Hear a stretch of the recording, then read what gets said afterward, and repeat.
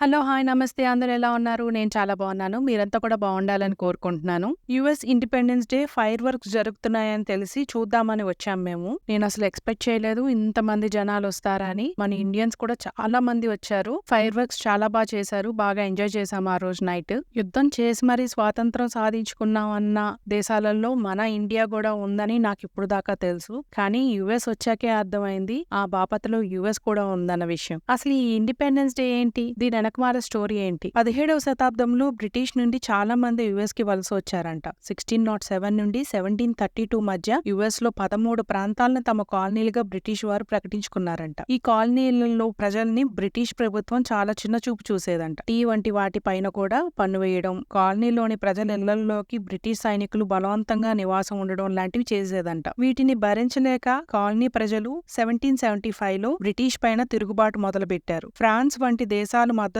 కూడగట్టుకుని 1776 July 4న independence day ప్రకటించారంట కొంతమంది నాయకులు కలిసి. కానీ బ్రిటిష్ ప్రభుత్వం దానికి గుర్తించలేదు. దాంతో మళ్లీ యుద్ధం మొదలైంది. చివరికి 1783లో బ్రిటిష్ ప్రభుత్వాన్ని ఓడించి పూర్తి ఇండిపెండెన్స్ ని సాధించింది యుఎస్. ఇది యుఎస్ ఇండిపెండెన్స్ డే వెనకమాలున్న స్టోరీ.